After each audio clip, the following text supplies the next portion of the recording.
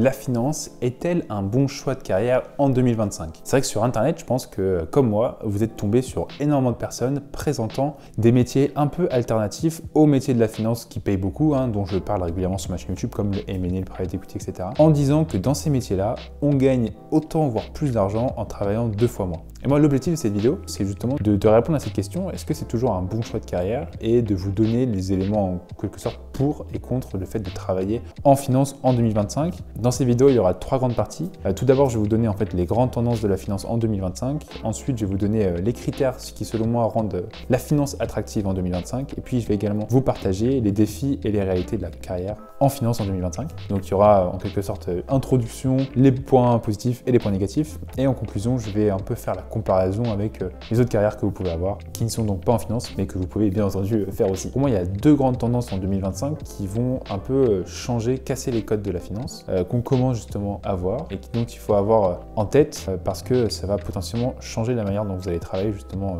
en 2025. La première raison, c'est la digitalisation et l'innovation. C'est vrai qu'on la connaît, on la prend de plein fouet avec les intelligences artificielles, mais ça va justement continuer à aller dans le bon sens. Enfin, pour moi, c'est quelque chose qui est positif. L'intelligence artificielle, il faut le voir pour moi comme un outil, pas comme quelque chose qui va nous remplacer, mais comme un outil qui nous permet d'être plus productif. Il y a forcément énormément de choses qui vont arriver, qui vont nous permettre d'automatiser certaines tâches qu'on effectue d'une manière récurrente et qui n'a pas forcément énormément de valeur ajoutée, qui vont nous permettre donc de gagner du temps, de gagner en précision et de gagner en qualité sur les différents rendus qu'on va effectuer. Et donc il faut avoir cette appétence-là et ce goût-là pour le changement, parce que pour peu que vous ayez fait une césure et que vous n'ayez pas forcément utilisé différents outils un peu innovants, il faut se mettre à jour parce que c'est quelque chose qui pour moi va prendre énormément de place. Donc il faut avoir ce goût-là pour le changement et pour l'innovation. Et par exemple, il y a ChatGPT, il y a tout ça que vous connaissez, mais il y a Copilot qui est en train d'être mis en place dans pas mal de grandes boîtes. C'est le cas pour la boîte dans laquelle je travaille. Et donc, pour le moment, ça a certaines limites, mais on sent qu'il y a un potentiel de fou et on va faire en sorte justement d'essayer de capitaliser un maximum dessus, de se former pour voir comment faire en sorte de changer un peu les codes et de changer la manière dont on travaille pour bénéficier de tous les points positifs de cet outil-là qu'on ne maîtrise pas forcément à 100%. Donc, c'est pour ça que pour moi, en 2025, ça va être justement l'année où on va encore plus comprendre à gérer, où on va chercher encore plus comprendre, disons, la manière dont fonctionne ça, à essayer de chercher d'autres logiciels qu'on peut utiliser pour améliorer certaines parties de notre travail. Et la deuxième partie, ça va vraiment être, là, ça a déjà, encore une fois, pris beaucoup d'importance, mais la finance et la partie environnementale, ce sont 2 choses qui fonctionnent ensemble pour plein de raisons différentes, parce qu'on investit, parce que la finance, c'est un aspect très data et on récolte donc énormément de données qu'on utilise pour faire des analyses. Et donc, parfois, la finance, ça peut être la partie d'une boîte qui va s'occuper à récolter les données et à les analyser, à les comparer avec des données financières pour en tirer certaines conclusions. Donc il faut justement avoir ça en tête, que la transformation durable et l'investissement responsable, ça va être des choses qui vont prendre de plus en plus d'importance, dont il faut avoir conscience, il faut être un peu curieux pour comprendre un peu comment est-ce que ça fonctionne, pour comprendre les différents enjeux derrière, que ce soit des enjeux réglementaires, des enjeux stratégiques tout simplement. Mais donc voilà, il faut avoir ça en tête et pour moi ce sont les 2 grandes tendances de 2025, sans trop mouiller. Et si vous en avez d'autres en tête, n'hésitez pas encore une fois à les mettre en commentaire. Et maintenant, si on passe à la deuxième partie de cette vidéo qui va sûrement beaucoup vous intéresser, c'est pourquoi que la finance c'est un bon choix de carrière en 2025. La première raison pour moi en fait, c'est que ça vous permet d'avoir une perspective d'évolution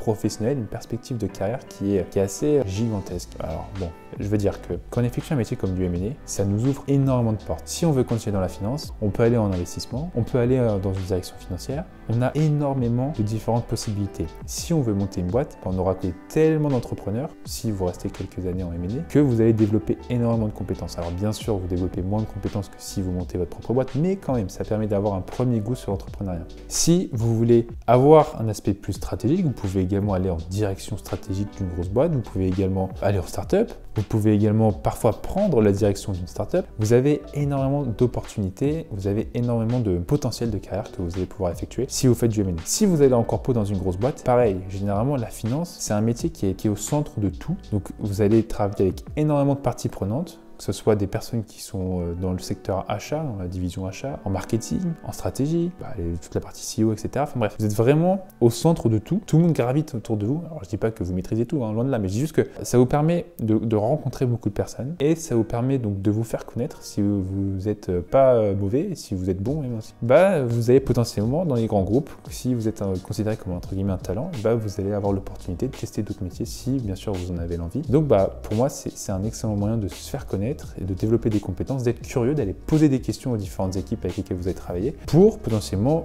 changer un peu et de tester un autre métier, etc. Donc voilà, pour moi, ce sont des perspectives d'évolution professionnelle qui sont très importantes. Et puis, ce sont des métiers qui sont très duplicables. Par ça, je veux dire qu'on peut très bien être MNE à Paris et puis le lendemain aller à Londres. Bien sûr, il faut savoir parler anglais, mais si vous savez parler anglais, ce sont des métiers qui sont très duplicables. Pareil, vous êtes en corporate, globalement, c'est la même chose. Généralement, le modèle financier est le même dans tous les pays. Enfin, je veux dire, les métiers en finance, que vous effectuez un métier en finance à Paris, ça sera le même dans d'autres pays, modulo tout l'aspect réglementaire et légal qui, bien sûr, là, ça sera un peu différent. Vous allez être un peu perdu sur ça, mais sur tous les autres aspects, modélisation, analyse, etc., globalement, ça sera la même chose. La deuxième raison, c'est également parce que vous avez des salaires qui sont très compétitifs avec des bonus. Donc, le M&A, j'en ai déjà parlé, je vous réfère à ma vidéo, combien est-ce que sont payées les personnes qui travaillent en M&A, une vidéo qui est sortie sur ma chaîne YouTube. Pareil pour le PE, j'ai fait une vidéo à ce sujet, enfin des métiers qui rémunèrent très bien, avec parfois des bonus qui sont très élevés. Et donc, concernant, quand on compare à d'autres secteurs, malheureusement, parfois, des secteurs rémunèrent un peu moins bien. Mais par contre, et ça je vais y venir, dans la partie un peu downside, donc les points négatifs, c'est que vous êtes quand même dans des secteurs qui sont globalement assez stressants, voire très stressants pour certains métiers. Et donc c'est un peu le revers de la médaille, c'est que vous avez tendance à travailler un peu plus que d'autres métiers. Mais ça, je vais y revenir maintenant, où justement on va parler un peu des défis et la réalité en fait de la carrière en finance en 2025. La première raison, c'est la pression, justement, j'en ai parlé. Parfois, il y a certains métiers qui sont assez stressants, donc il faut faire attention à ce point-là. Ce sont des métiers qui sont souvent très cycliques, donc vous allez avoir tendance à beaucoup travailler, puis d'un coup, ça va bien baisser. Donc, il faut savoir bien cravacher, bien se donner pendant une certaine période, puis après, savoir bien relâcher. Mais en fait, c'est beaucoup plus simple d'être constant, donc d'être constant, moyen, autant même haut, plutôt que d'être très haut et très bas. Donc je ne sais pas si je suis très clair ou pas, mais bref, ça c'est important, donc il faut l'avoir en tête, pression et pas mal d'horaires de travail. Il y a un autre point aussi qu'il faut avoir en tête, c'est que, comme je vous l'ai dit, on travaille avec énormément de personnes différentes, donc il faut avoir cette curiosité-là de comprendre un peu les personnes avec lesquelles on travaille, ce qu'elles effectuent, etc. Il faut également avoir une capacité d'adaptation à différents modèles. L'IA, on va de plus en plus utiliser, donc il faut vraiment comprendre comment est-ce que ça fonctionne. Voilà. Quand on change de boîte, et si pour que vous soyez en corpo, il y a des modèles de données qui sont différents, la manière dont on extrait la donnée pour ensuite analyser, c'est différent. Donc il faut toujours savoir bien s'adapter pour justement savoir bien performer. Donc ça, c'est un constant renouvellement, disons. Moi, je l'ai vécu justement lors de mon graduate programme que j'effectue. Quand on change de division, quand on change de business, même au sein du même groupe, en fait, il y a tout qui change, sauf les principales missions. Les principales missions au sens large sont les mêmes. Alors, bien sûr, pas pour mon cas, j'ai beaucoup changé de mission, mais si on garde un métier, pour peu qu'on travaille, si je prends mon exemple, moi je travaille dans les abrasifs au sein de Saint-Gobain, et puis maintenant je suis dans la partie construction product avec des marques comme Isover, etc. Si on est analyste financier en abrasif et qu'on passe analyste financier en construction product, les missions seront les mêmes. Mais par contre, la manière dont on travaille sera totalement différente. Les personnes avec lesquelles on travaille sont totalement différentes. Et donc la manière dont on extrait les données, tout, c'est totalement différent. Les modèles qui ont été construits sont différents, etc. etc. Donc c'est vraiment toujours savoir s'adapter. Ça, c'est quelque chose qui, en fait, on sort de notre zone de confort. Donc forcément, c'est une fatigue en plus. Mais par contre, à long terme, c'est forcément le fait d'avoir en plus. Donc c'est beaucoup plus enrichissant, selon moi, bien sûr. Donc globalement, si vous êtes en école de commerce, si vous êtes en école d'ingénieur, vous pouvez faire énormément de métiers. Donc là, moi, je suis quand même focus finance. Mais vous pouvez aller, je parle pour toutes les personnes qui ont un peu un aspect business, stratégique, financier. Si vous êtes, comme je vous l'ai dit encore une fois, sur l'aspect business, stratégique, financier, vous avez plein d'opportunités. Donc vous pouvez aller en start-up, vous pouvez être sales dans une boîte tech. Ça, c'est quelque chose que vous entendez beaucoup sur LinkedIn, etc. Parce que justement, apparemment, les salaires sont élevés et leur rythme de travail est beaucoup plus correct.